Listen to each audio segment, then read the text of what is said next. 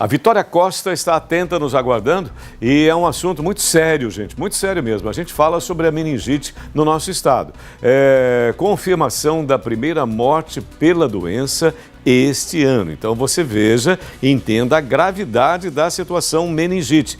A Vitória Costa já está conosco, nos trazendo mais informações, né, Vitória? Seja muito bem-vinda. Boa tarde para você, querida. Boa tarde, Sérgio. Boa tarde a todos que nos acompanham. Pois é, foram confirmados 10 casos de meningite este ano, até o momento aqui em Sergipe, segundo o que foi divulgado pela Secretaria de Estado da Saúde. Mas o que chama a atenção agora é que foi confirmado hoje o óbito de uma vítima, uma menina de apenas 11 anos de idade, moradora da Barra dos Coqueiros, que contraiu a doença. E sobre esse assunto, para a gente trazer um alerta, falar também sobre esse caso, conversamos agora com o Dr. Marco Aurélio Góes, ele que é diretor de Vigilância em Saúde aqui da SES. Primeiro, boa tarde. Já vamos começar falando em relação a esse caso. Infelizmente, vitimou uma menina de apenas 12 anos na Barra dos Coqueiros. Quais informações que nós temos em relação a esse caso? Boa tarde, A gente sabe que a meningite, ela sempre causa uma comoção, uma preocupação, justamente por isso, por ser uma doença grave e com esse risco de óbito, Então, era uma pessoa, que já estava internada semana passada, O óbito ocorreu de fato na sexta, mas todo esse processo de investigação, de conclusão, oficialmente, a gente recebeu a declaração de óbito ontem, e aí confirmando que realmente houve evolução fatal. Então, mas é muito importante entender que é uma doença, apesar de ser uma meningite, essa criança ela tinha uma meningite não contagiosa, então não é nenhuma meningite que precisa fazer uma conduta diferente com familiares, com pessoas que estudam na mesma escola, no bairro, na cidade. Então nada diferente tem que ser feito.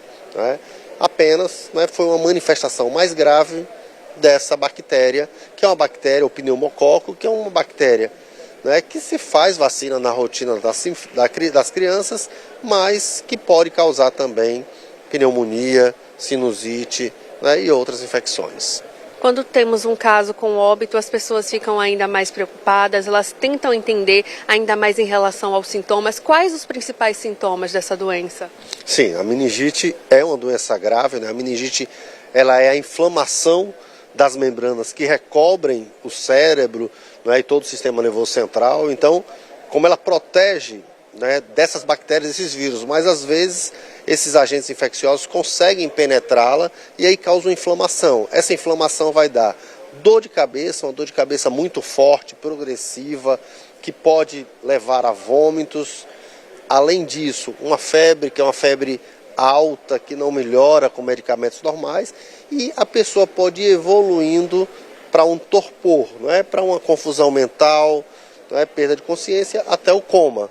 Então, o grande alerta quanto mais cedo diagnosticado, há uma menor chance de deixar sequelas, porque como ela afeta o sistema nervoso central, ela pode deixar sequelas, pode deixar surdez, dificuldade de fala, algum tipo de paralisia.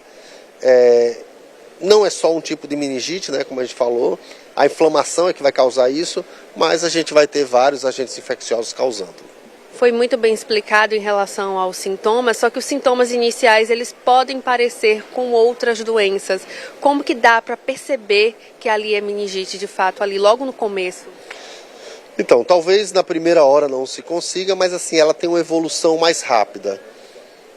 Então, em um mesmo dia você já entende que aquela dor de cabeça está tendo uma piora progressiva, Às vezes vai evoluir com um exame que a gente diz a rigidez de nuca. Não adianta as pessoas fazerem em casa isso, mas o pescoço fica duro, a flexão, e quando o médico vai examinar, vai identificar isso, Além de uma febre que é progressiva.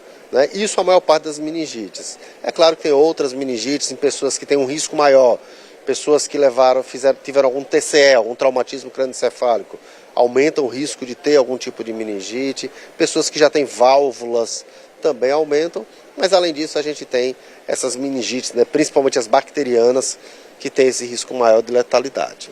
E quando falamos sobre prevenção, a vacinação ainda é a principal forma de prevenir?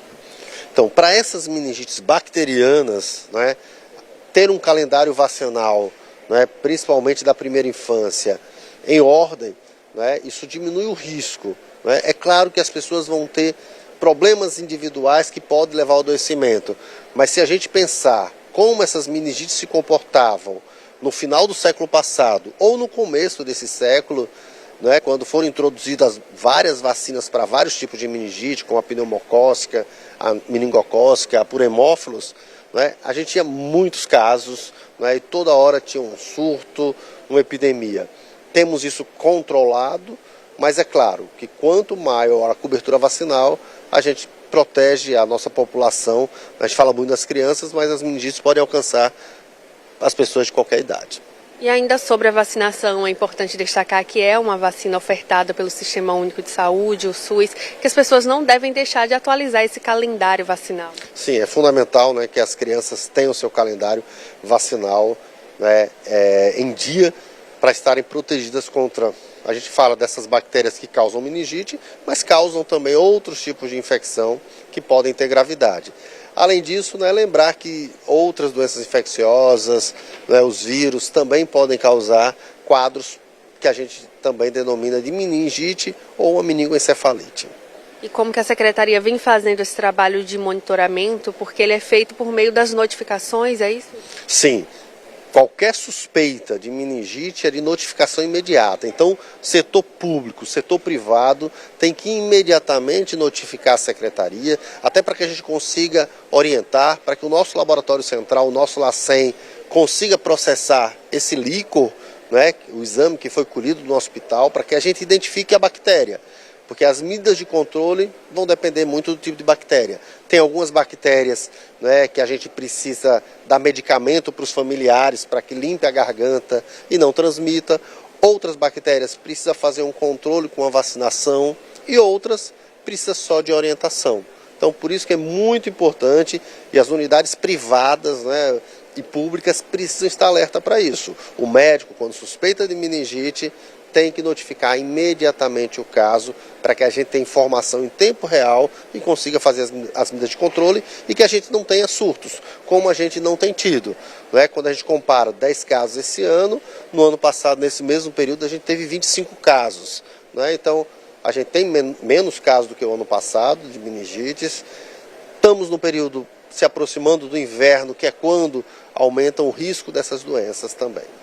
Por fim, vamos terminar com aquele recado para o público, para quem tiver algum sintoma semelhante, não deixar de procurar o médico, porque o diagnóstico precoce, ele sempre é muito eficaz, né? Sim, é importante que a gente não entre em pânico e ache que qualquer dor de cabeça é meningite, porque a gente vê que meningite, quando a gente pensa no universo, é um número pequeno, mas se a gente tem uma dor de cabeça junto com febre que está de forma progressiva, tem que procurar o serviço de saúde, porque se não for meningite, pode ser outra doença. Então, procurar primeiro aquela unidade básica mais próximo para ter uma primeira avaliação e ficar tranquilo e ter as medidas. E se for necessário uma internação, um encaminhamento para internação. Porque as meningites, elas precisam ser tratadas, não é, de forma da internação hospitalar. Porque precisam de antibióticos via venosa e isso só pode ser dado na via hospitalar. Muito obrigada, viu, pelas informações muito esclarecedoras. Volto com você, Sérgio. Verdade, muito esclarecedoras, doutor Marco Aurélio, sempre nos tranquilizando e sempre, né, vacinação, a prevenção e a informação a mais qualificada. Obrigado, Vitória Costa, doutor Marco Aurélio, sempre muito obrigado.